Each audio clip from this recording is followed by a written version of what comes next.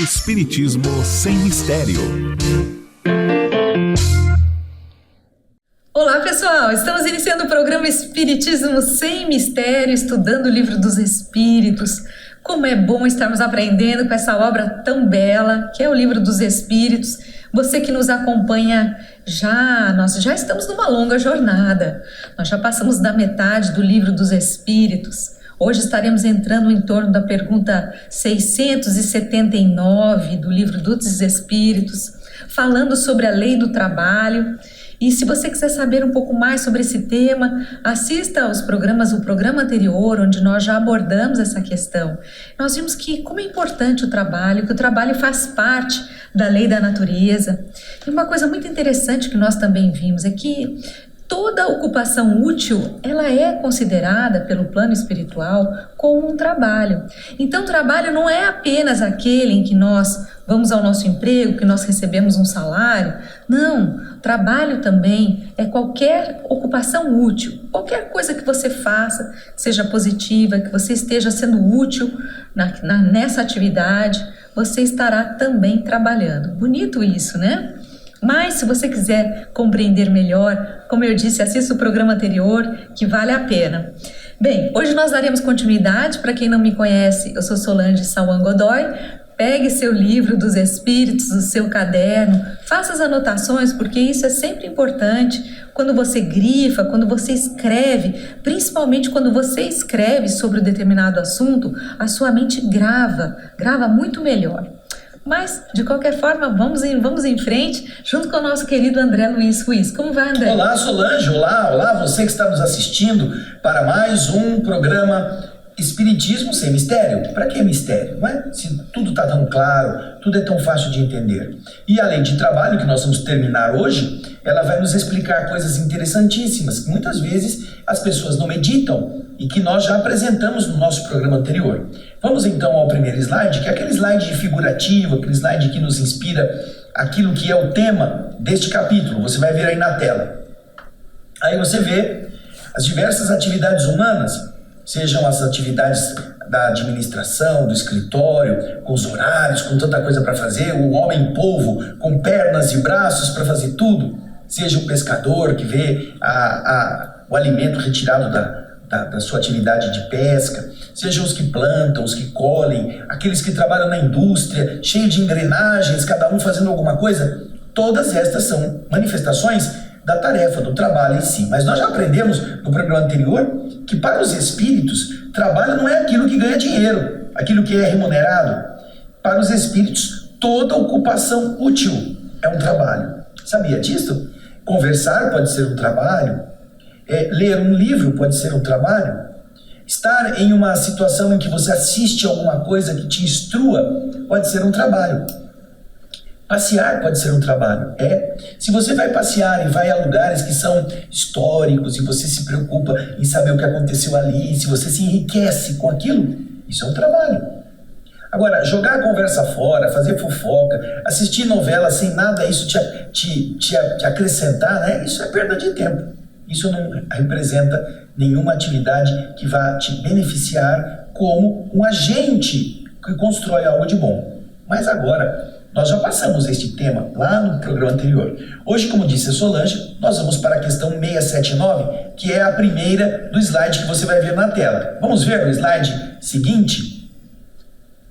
O homem que possui bens suficientes para assegurar sua existência, ele está isento da lei do trabalho?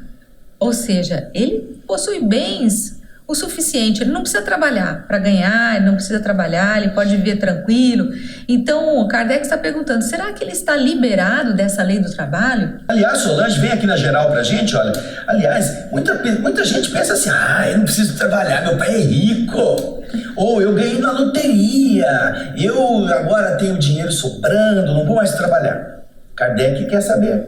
Essa pessoa que já tem bens suficientes para ela, para umas 2 encarnações sucessivas, ela está dispensada da lei do trabalho?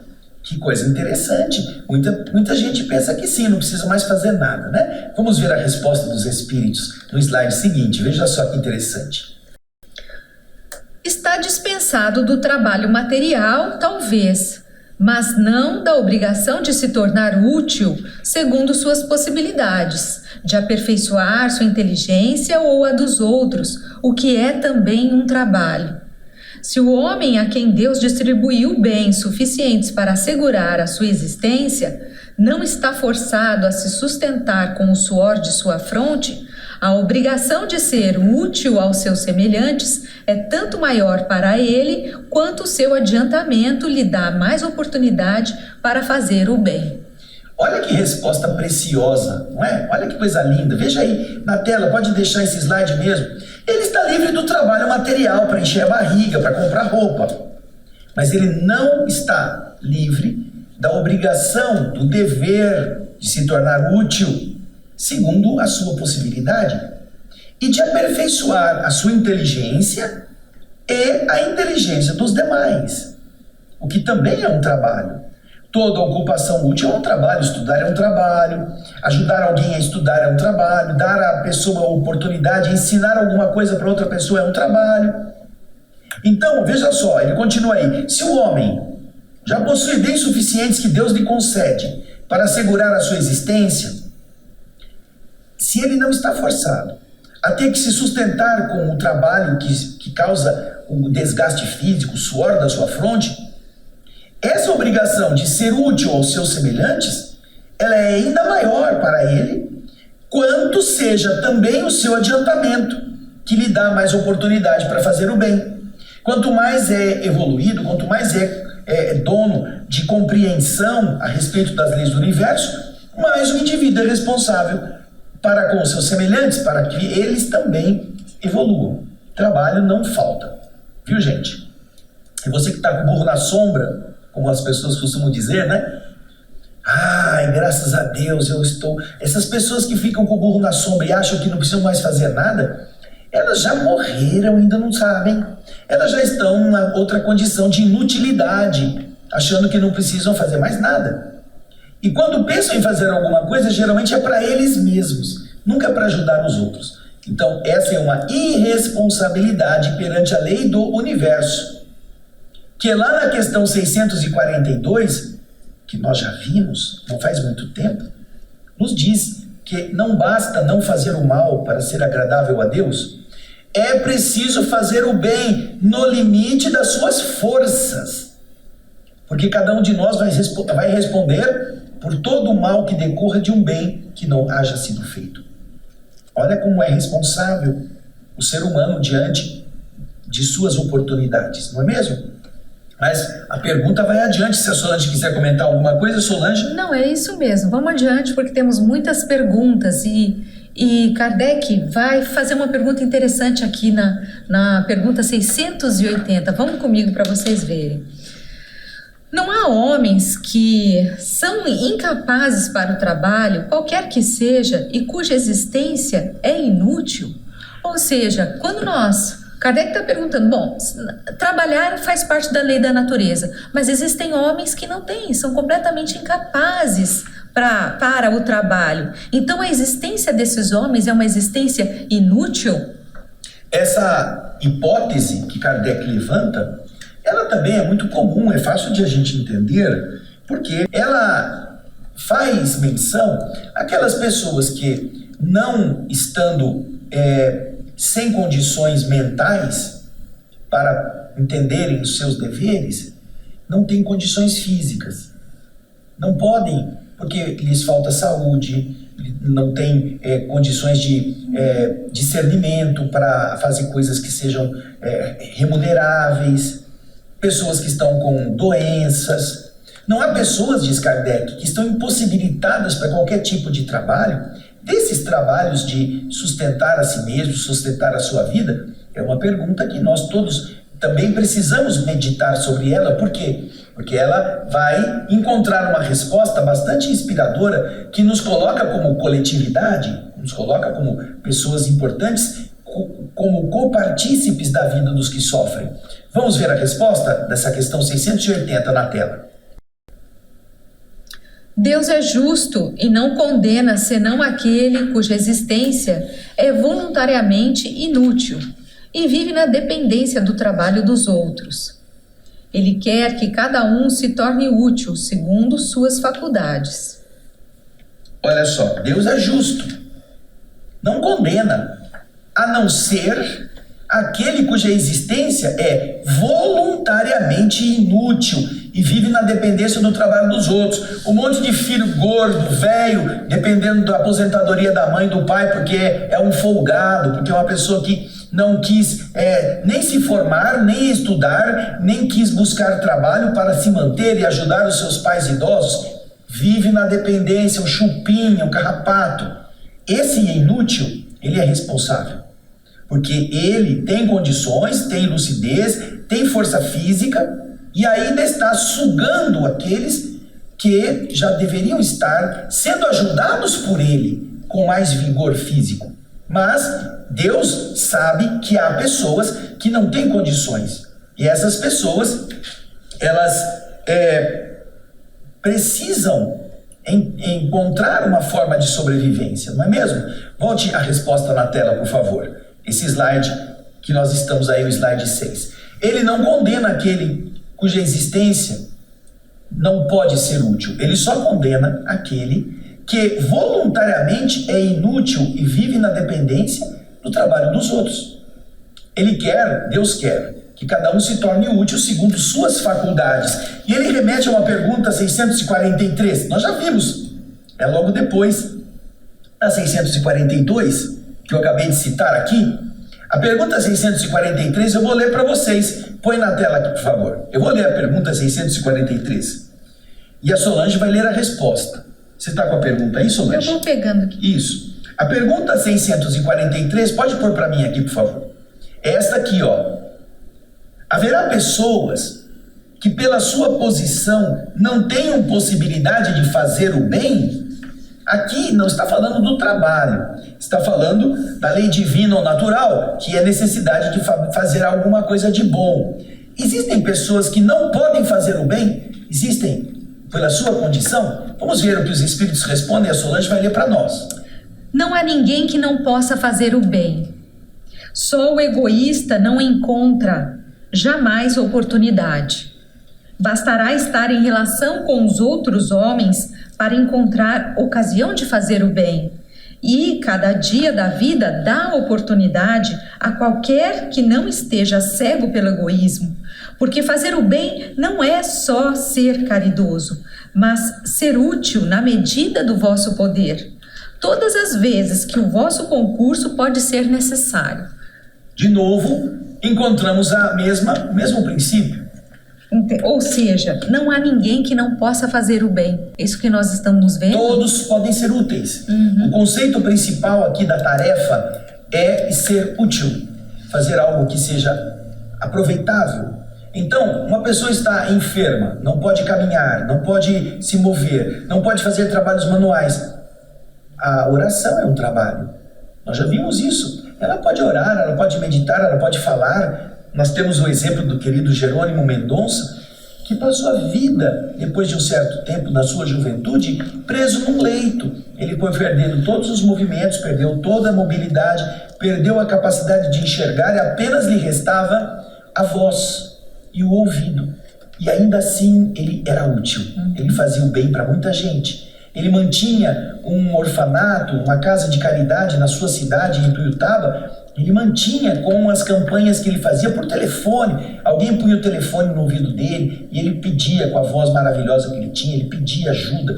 E essas pessoas se solidarizavam porque estavam recebendo a ajuda de uma pessoa que, mesmo incapacitado, que qualquer um deveria ajudar, ele estava trabalhando para ajudar os outros. Olha que coisa. Então, ser útil é um dever de todos nós. E essa é a referência que a pergunta 680 nos faz, mostrando o mesmo princípio, ser útil. Então, a 680 nos respondeu que esta situação é algo que Deus procurará sempre levar em consideração. Ele não condena, senão aquele que faz nada por gosto, né? que não se esforça quando poderia estar fazendo. Exato, ele quer ser, aquele que quer ser realmente inútil, que não quer fazer nada, esse geralmente tem o egoísmo, né, como fundamento do seu ser, das suas atitudes, e aí sim, esse vai responder, esse ele é condenável pelas leis divinas. Mas Kardec traz mais uma questão, que é a pergunta 681, vamos dar uma olhada no que Kardec pergunta aos espíritos. A lei natural impõe aos filhos a obrigação de trabalhar por seus pais? Essa é uma pergunta importantíssima. Nós aqui acabamos de falar do filho chupinho, filho carrapato, né? Aquele filho que vai ficando gordo, grande e não quer fazer nada. Mas o pai adoece, a mãe envelhece, também às vezes adoece, não tem mais força física, não tem de onde retirar mais recursos, às vezes estão morando sozinhos, não tem como pagar as contas, tem que comprar mais remédio, não tem recurso para ir a médicos, fazer exames. A pergunta que Kardec faz é atualíssima, porque ele pergunta: os filhos têm o dever de velar pelos pais idosos, por aqueles que já não têm mais condições? E ele fala genericamente, ele põe: os filhos deverão velar pelos seus pais. Não cita nem se o pai está doente, se o pai é idoso, se o pai está numa condição precária. Vamos ver o que os espíritos respondem a essa dúvida. Certamente, da mesma forma que os pais devem trabalhar por seus filhos. E é por isso que Deus fez do amor filial e do amor paternal um sentimento natural, a fim de que, por essa afeição recíproca, os membros de uma mesma família fossem levados a se entreajudarem mutuamente, o que é, muito frequentemente, desconhecido da vossa sociedade atual. Ou seja, nós temos sempre deveres recíprocos, e inclusive isso já é reconhecido pela própria legislação. Todas as pessoas que podem herdar bens umas das outras também têm deveres de sustentar umas às outras. Então, se os filhos vão herdar dos pais, mesmo que os pais não tenham o que deixar para eles, os filhos que podem ser herdeiros dos seus pais também têm deveres para com eles. E assim sucessivamente. Se o filho morre e o pai vai herdar, naturalmente, porque não tem descendência, os pais também estarão vinculados ao dever de sustentar o filho. Há filhos que em determinado período sofrem enfermidades que os tornam incapazes. E estando os pais em condições melhores do que a do filho, eles podem ser acionados caso não queiram contribuir espontaneamente. A justiça pode obrigar um pai em melhor condição de vida material de sustentar um filho que sofreu um acidente, está tetraplégico, não tem como ganhar sua vida, não tem recursos na sua família para se manter. Isso pode acontecer, isso acontece normalmente. E o oposto também. E o oposto filho também. Ter que dar uma pensão, um auxílio aos seus pais. O pai ficou velhinho, o pai não tem como obter recursos, está doente, tem que pagar um tratamento caro. Alguém pode entrar com uma medida do pai demandando o filho pedindo uma pensão, porque é da lei humana isto. Porém, nada precisaria estar estatuído na lei humana se as pessoas entendessem essa necessidade coletiva, esse intercâmbio, esse entrelaçamento que deve existir por amor paternal e amor filial, em que as partes sabem que são corresponsáveis e que quando um precisa mais, o outro ajuda. Quando o outro não precisa tanto, ele recusa a ajuda porque já tem condições. E quando se inverte a situação, aquele que antes ajudava e agora precisa de auxílio, será apoiado por aquele que está vendo a sua luta. Todas essas são obrigações morais, espirituais, e que obviamente estará contando do lado de lá com a exemplificação que cada um tenha deixado aqui na Terra por aquilo que fez. Isto é uma consequência da lei do universo. Todos nós somos solidários uns com os outros. Se nós devemos aprender a amar um estranho, uma pessoa que está aflita, Solange, o nosso irmão, amar o próximo como você mesmo. Quanto mais um pai Quanto mais, né? Alguém da nossa convivência, do nosso sangue, e que eventualmente sustentou-nos quando éramos pequenos, ou nos apoiou moralmente quando estávamos em crise, e agora precisa de nós, né? Essa pergunta, essa resposta também nos remete a 205 do Livro dos Espíritos. Eu não sei se você quer comentar, não cheguei a ver. Então você em casa depois dá uma olhadinha, se você quiser desde aprofundar a pergunta mais. 203, Solange, desde a pergunta ele vai falar das obrigações dos pais e filhos, parentesco e filiação. E esse conceito está muito bem desenvolvido nesta parte do Livro dos Espíritos, que inclusive nós já passamos. Então você pode aprofundar essa questão indo lá, a partir da pergunta 203, você terá 6 perguntas,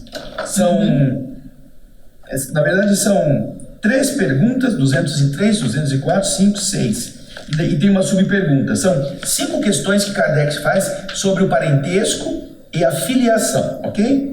Tá. Então, vamos para frente em frente, agora. porque Kardec é danado, né? Nós vimos que o trabalho faz parte, então, da lei natural. Então, ele vai falar agora do oposto. Olha só o que ele pergunta. Tem limite? Eu vou trabalhar 23 horas por dia. Será que isso é direto? Olha lá. Eu tenho que ficar sem dormir, sem ter uma fériazinha? Será que lá no mundo espiritual não pode ter uma fériazinhas? Né? O mundo dos espíritos vão responder a isso. Kardec já está preparando, né, a nossa cama para entendermos se esse negócio de ficar só trabalhando, que a gente sempre pensa no trabalho... até quando? Né, de levantar parede, né, de carregar peso. Esse trabalho de responsabilidade, de horário, que às vezes a gente se desgasta tanto. Então agora ele vai fazer a pergunta no sentido contrário. Vamos ver? Pergunta 682. O repouso, depois do trabalho, sendo uma necessidade, não é uma lei natural? Já que o trabalho é uma lei natural, o repouso também, porque todo mundo precisa repousar, nós precisamos descansar, isso é importante. Solange, tem uma pessoa Será que faz parte da lei natural? Tem uma pessoa que eu conheço que gosta de repousar, não faz nada o dia inteiro, quando cansa de não fazer nada, vai repousar. É esse repouso? Esse repouso que Kardec está perguntando? Será que é isso? A pessoa isso? não faz nada, não se... eu tô tão cansado de ficar aqui sentado na frente do sofá, né, no sofá na frente da televisão, que eu me estafei. Eu vou dormir um pouquinho. Veja que a pergunta é muito clara. O repouso depois do trabalho. Depois do trabalho. Depois que você se empenhou, depois que você se esforçou. Não é o repouso que você não fez nada e ficou cansado de não fazer nada. Ou cansou de ver o outro trabalhando. Nossa, o sujeito não para, tá até me cansando, eu vou descansar um pouquinho, que eu não aguento. Essas desculpas para os inúteis. Vamos ver se o repouso, como Kardec está falando aqui, faz parte da lei natural também. Ok? Vamos lá? Sem dúvida, o repouso serve para reparar as forças do corpo e é também necessário a fim de deixar um pouco mais de liberdade à inteligência para elevar-se acima da matéria. Você entendeu disso? Ou seja, ele está dizendo, os espíritos estão dizendo, lógico, o repouso ele serve para reparar as forças do corpo. Você trabalha, você cansa. O repouso faz parte também dessa lei natural. Porque também é com o repouso, depois que você suou bastante, você trabalhou, se empenhou, é com o repouso que você vai ter um pouco de tranquilidade, até mesmo mais liberdade, para você poder utilizar a sua mente, sua inteligência em outras coisas, em outros caminhos. Então, você consegue se elevar acima dessas questões materiais, do trabalho que desgasta tanto. No momento de repouso, é esse momento que você tem um pouco mais de liberdade para, então, aprender, para seguir algum outro caminho que faça com que você se eleve acima das coisas materiais. E é importante que nós pensemos sobre isso por um motivo. Nós estamos vivendo, o nosso espírito está numa dimensão vibratória, mas ele ocupa um corpo denso. O corpo de carne, ele precisa, para a sua vitalidade, ele precisa se alimentar, ele precisa se energizar, e ele consome isto. Você, quando está trabalhando sentado com um estudo, ou com uma pesquisa, ou com atenção, você já viu que você cansa? E às vezes cansa mais do que se você tivesse que fazer uma uma obra material de construir um jardim, Trabalho de braçal. carregar peso, de fazer um trabalho braçal. Isso mesmo. Você cansa mais. O cérebro nosso, ele consome muita caloria. Uma caloria, o lugar onde tem mais caloria sendo gasta é no nosso cérebro. Então, não é porque a pessoa está trabalhando atrás de uma escrivaninha que ela não se cansa. Porém, como ela está gastando energia para manter tudo funcionando, o corpo é uma bateria. Ele funciona com base na transformação do alimento em energia, nas mitocôndrias. Quando o indivíduo está com um consumo maior do que aquilo que ele já ingeriu, o que acontece é que o nível de energia vai decaindo, vai decaindo, vai decaindo. Então chega um momento em que o indivíduo se cansa e ele pode, então, repousar. Tanto é que a nossa estrutura, você já pensou nisso? A nossa estrutura de vida, na encarnação, você tem 60 anos. Você sabia que desses 60 anos você dormiu 20 anos? Se você tem 90 anos, você dormiu 30 anos. Um terço do tempo de vida física na Terra, você vai consumir repousando. O corpo precisa de repouso. E como é que você sabe disso? Porque de cada 24 horas, de um dia normal, pelo menos 8 horas a gente passa dormindo. Alguns dormem mais, né? Mas alguns dormem menos. Mas a média é que você precise de um repouso, no mínimo de 8 horas, para o seu corpo funcionar bem depois. Então, se você tem que trabalhar com essa ferramenta, que é a matéria, você precisa respeitar as necessidades dessa matéria. Agora, além disto, que é já também própria da lei da natureza, que é o descanso, você precisa permitir ao seu ser estar em contato com outras realidades, estar fora do corpo, ter um tempo de descanso para enriquecer a sua inteligência, trabalhar em outra coisa, mudar o âmbito, porque não é só dormir, né? O descanso não é só quando você vai para a cama, é também você mudar o foco, você descobrir coisas novas, você passear por um local aprazível, uma coisa bonita, enriquecer-se. Põe aí a resposta de novo na tela, porque você vai ver no final exatamente isso, ó. É necessário também o repouso a fim de deixar um pouco mais de liberdade à inteligência, para que ela se eleve acima da matéria. Então, quando você está longe dos afazeres que você precisa para ganhar o pão de cada dia, sua inteligência pode funcionar com mais liberdade, pode funcionar em outros prismas, em outros níveis. Você pode conhecer coisas inspiradoras, você pode se deixar levar por uma beleza da natureza, seja encarnado, quando você está de férias, ou quando você passeia num fim de semana, seja quando o seu espírito está fora do corpo, cada noite, ele também é levado para diversas experiências. Por isso que é importante entender que o repouso também faz parte dentro desses limites. Agora, uma pessoa que repousa 16 horas por dia e as outras 8 ela dorme, quer dizer, ela não faz nada. E não constrói nada de bom para ela nem para ninguém. Então, ela está gastando o corpo à toa.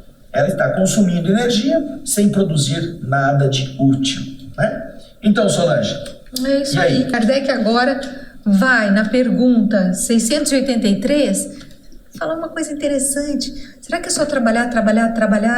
Será que tem um limite para esse trabalhar? Vamos ver a pergunta. Quanto que nós temos que trabalhar? Põe aí na tela. Qual é o limite do trabalho? Tem um limite? Será? O que vocês acham? Veja só, ele está falando do limite desse trabalho que é ser útil. Existe algum limite para ser útil? É a pergunta. É claro que se você falar assim, eu trabalho 8 horas por dia, se eu trabalhar mais, eu preciso ganhar hora extra, eu não posso trabalhar o dia inteiro, eu tenho que ter descanso, nas leis trabalhistas. Mas a obra de Kardec, aqui o Livro dos Espíritos, não está se preocupando com a lei trabalhista, está se preocupando com a realidade do espírito. Então, dentro dessa resposta que já vimos anteriormente, que o trabalho é tudo aquilo que a gente faça e seja útil, toda ocupação útil é um trabalho, poderemos então, usando uma regra matemática, substituir os termos da equação. Se toda ocupação útil é trabalho, quando ele pergunta aqui qual é o limite do trabalho, a gente poderia dizer qual é o limite de uma ocupação útil? Daquilo que nós fazemos como sendo útil para alguém. Tem limite? Você tem um limite para ser útil na vida, naquilo que você tem que fazer? É essa diferença de você pensar que Kardec está querendo referir-se a um estado de trabalho biológico, físico, orgânico, material. É muito mais amplo, né? É muito André? mais completo, muito mais amplo, muito mais complexo do que a gente pode pensar. Não, eu não... Um pedreiro não pode trabalhar 18 horas sem parar, a dona de casa não pode trabalhar o dia inteirinho e não ter descanso, né? O chefe de família não pode trabalhar até de madrugada para levar o dinheiro para casa. Não é nesse sentido, é no sentido de ser útil. Vamos ver então a resposta dos espíritos. Qual é o limite do trabalho? A resposta: o limite das forças. De resto, Deus deixa o homem livre. Ou seja, você pode ser útil enquanto você tem forças para isto. Ser útil é um privilégio dentro da lei do universo que nos permite fazer as coisas para o nosso aprendizado, para o nosso aperfeiçoamento, para a nossa ilustração da nossa inteligência e para os demais. Então, veja só, não existe um limite. O limite é este, até onde você tem força para fazer isso. O limite das forças. Então, se você está cansado, se você já está sendo útil... Nós vimos lá André Luiz no livro Nosso Lar, que aliás nós temos no nosso programa O Espírito da Letra. Toda a obra de André Luiz nós já estamos realizando, já estamos no final do 11º livro. Mas no primeiro livro, Nosso Lar, você vai ver que André Luiz tem que dar respaldo a vários trabalhadores lá das câmaras de retificação que foram fazer serviços extras na crosta da terra, e André Luiz não pôde ir. Então ele se voluntariza para ser aquele que trabalha em sistema continuado, sem descanso, porque em Nosso Lar também tem um horário de trabalho. Mas era um momento específico, era um momento bastante importante que o governador pediu que as pessoas se desdobrassem. Então André Luiz, que não podia ir aonde os outros trabalhadores mais categorizados iriam, ele ficou lá nas câmaras de retificação. E ele passa, Solange, trabalhando sem descanso 72 horas. 3 dias sem dormir, para suprir a falta de todos os voluntários que foram atender a solicitação do governador, que trabalhavam ali, mas que deixaram o serviço para ir fazer outras coisas, que também estavam sobrecarregados. Então ele trabalha 72 horas, e aí chega o chefe da sua atividade e diz a ele: agora você tem que descansar, entra ali naquele quartinho e você vai dormir um pouco. Aí André Luiz vai lá, deita, e ele dorme, e ele sai do corpo. E é nessa noite que ele vai sonhar com a mãe. Ele é levado por um barqueiro que vai com um remo, levando um barquinho até uma condição mais elevada, que é um plano mais superior, onde está a sua mãe, e ele encontra esperando por ele. Ele está feliz porque ele começou a trabalhar, né? Então você vê, o limite do trabalho é o limite das forças. Quando você não aguenta mais, não force. Dê ao seu corpo o descanso. Agora, o que você vai fazer no descanso? Faz o que você quiser. Fora isto, fora o trabalho sendo útil, você tem o direito de fazer as coisas boas que você quiser. Você não pode fazer coisas ruins, senão você vai jogar o quê? Vai jogar areia na engrenagem tão bonitinha que você está trabalhando. Você vai estragar aquilo que você já fez. Mas você pode ficar livre para fazer o que quiser. Mesmo lá no Nosso Lar, tem um momento em que eles vão aos encontros sociais. Existe lá o campo das águas, existe lá o campo da música, existem lá várias ocasiões dos espíritos também usarem o seu tempo para abastecerem-se das coisas belas, das belezas. Então, fora o limite das forças, como disse aqui a resposta, Deus permite que o homem faça qualquer coisa boa que ele quiser, né? Bom, e já que trabalhar é bom, né? Então aí Kardec vai trazer a sua nova pergunta. Pergunta 684. Que Que pensar daqueles que abusam de sua autoridade para impor aos seus inferiores um excesso de trabalho? E agora aqui Kardec está se referindo ao trabalho físico, porque naturalmente nesses casos são patrões, são proprietários, são pessoas despóticas que ficam exigindo e que não respeitam a necessidade do homem de descansar, do trabalhador ter um momento de relaxamento. Nós vemos que Kardec ele vai sempre cercando os espíritos, ele vai, né, esmiuçando de um lado, de outro. E aí, como fica essa situação em que alguém impõe um trabalho? Olha, eu vou dizer uma coisa para você. Eu conheço pessoas, e são várias, que trabalham numa mesma instituição, ligada à justiça. E essas pessoas que fazem o serviço agora nas suas casas, por causa desse negócio de trabalhar em casa, elas têm que dar conta de uma quantidade, uma cota que é imposta a elas. Uma cota que chega a ser desumana para alguém que está tendo que trabalhar. É um trabalho que é bem remunerado nos padrões normais, mas é um trabalho escravo. Porque eu conheço pessoas que precisam, por dia, analisar processos de 20 ações diferentes e dar um parecer, escrever e justificar 20 por dia. 20 por dia, porque se não chegar nessa cota é considerado um trabalhador que não está cumprindo seus deveres, que não merece ser promovido. Pode sofrer algum tipo de sanção. Que pode sofrer algum tipo de sanção. Agora, imagina pegar processos dessa grossura com vários volumes e você ter que entender o que está acontecendo lá, porque é apenas um funcionário cartorário que tem que se inteirar do que está acontecendo e às vezes tem que fazer um despacho para o juizão que está lá em casa assinar depois o nome dele. São técnicos da área jurídica. Eu estou dando um exemplo, mas há muitos outros, porque hoje em dia esse negócio de cota de trabalho está permeada na sociedade capitalista, na sociedade de produção, e exige-se das pessoas com a desculpa de que elas terão que vão receber o seu salário no fim do mês, que ainda assim não está à altura daquilo que eles têm que fazer. Você imagina, se a cada dia uma pessoa tem que fazer 19, 18, 20 processos, em 10 dias são 200 processos. Em 30 dias são 600 processos. E como a pessoa trabalha em casa, o que ela não conseguiu fazer durante a semana, ela vai fazer no fim de semana, no sábado, no domingo, de madrugada. E aqueles que são magistrados, que são promotores, também estão submetidos a uma excessiva carga de trabalho. E eles também têm que prestar contas aos seus superiores. Ou seja, é uma máquina de triturar pessoas, de triturar o bem-estar mental. Então, boa parte dessas pessoas vive à base de remédio. Você que trabalha nessas atividades intelectuais sob pressão, você tem como confirmar o que eu estou falando.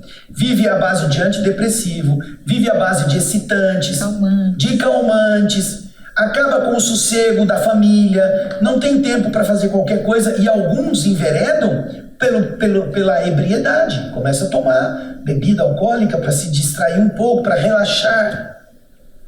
Isso é uma máquina de fazer criaturas insanas, desumanas, frias, indiferentes, porque elas estão pressionadas por uma estrutura que elas quiseram, elas que prestaram concurso com a ideia de ficarem trabalhando numa boa profissão, que lhe remunerasse bem.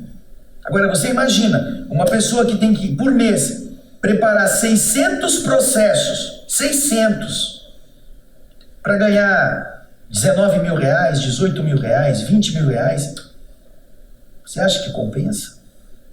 600 processos por mês. Você vê 20, vamos pôr arredondando para 20 mil. Divide 600 por 20 mil. Quanto custa cada processo? Ou 20 mil por 600, né? Você vai ver quanto que ela ganha em cada processo. Alguns centavos. 3, 4, 5 reais por processo. No mês inteiro, imagina isso. É uma migalha. E é um esforço intelectual, um esforço mental, um esforço físico que compromete o equilíbrio orgânico. Porque essa pessoa é forçada a trabalhar desde quando acorda até de noite, até de madrugada. Porque depende do tamanho dos processos, depende da complexidade das causas. Então, puxa vida, né?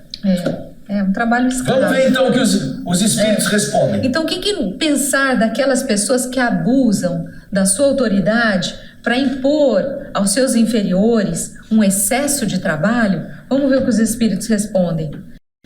É uma das piores ações.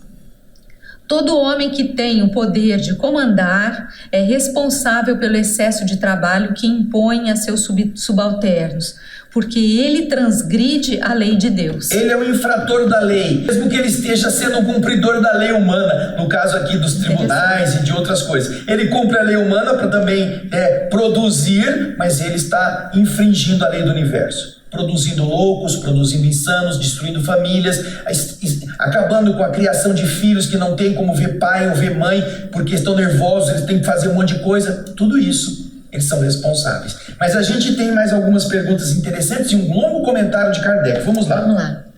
O homem tem direito ao repouso em sua velhice? Ficou idoso, ele pode descansar? Resposta. Sim. Ele não está obrigado, senão segundo suas forças. Continua valendo o mesmo princípio. As forças. Está sem forças, ele pode ficar sem ter que trabalhar. É o aposentado, né? E agora, a última questão de hoje, que é a 685. Mas que recurso tem o velho necessitado de trabalhar para viver e que não o pode? Que recurso? Ele não pode trabalhar, ele está cansado, ele está velho. E aí, como é que ele vai se virar se ele não pode? Veja a resposta dos espíritos. O forte deve trabalhar pelo fraco. Na falta da família, a sociedade deve tomar-lhe o lugar. É a lei da caridade. É a lei da caridade. E agora vem o comentário de Kardec sobre todas essas coisas que a gente vai ler aqui rapidinho. Não é tudo dizer ao homem que ele deve trabalhar. É preciso ainda que aquele que espera sua existência do seu labor encontre em que se ocupar. E é o que sempre ocorre. Nem sempre ocorre. Quando a suspensão do trabalho se generaliza, toma as proporções de um flagelo como a miséria, quando não tem trabalho. A ciência econômica procura o remédio no equilíbrio entre a produção e o consumo. Mas esse equilíbrio, supondo-se que seja possível, terá sempre intermitências e durante esses intervalos o trabalhador ele tem que viver também, né? Ele não deve viver menos, ele tem que viver. Há um elemento que, em geral, não entra na balança e sem o qual a ciência econômica não é mais que uma teoria: a educação.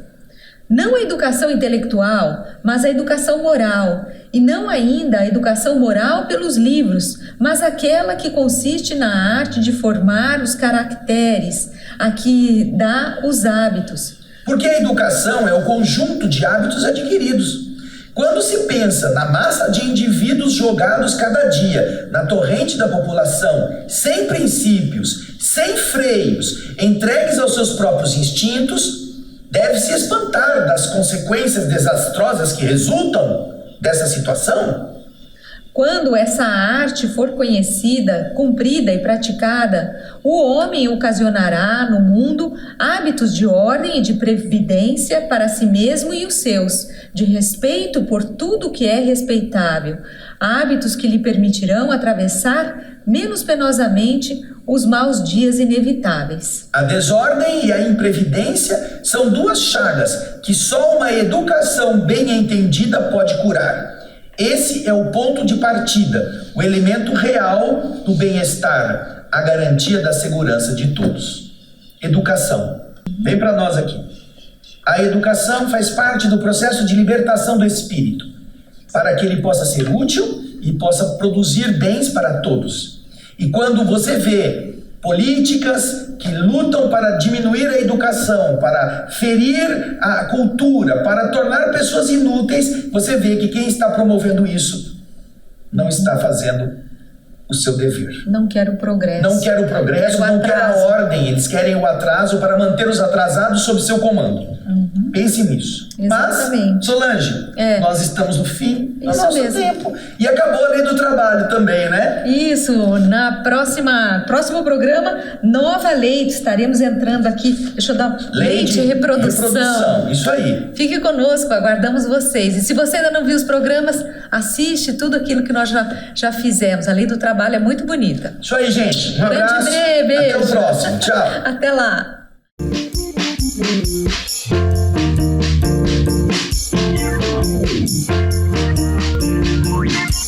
Espiritismo sem mistério.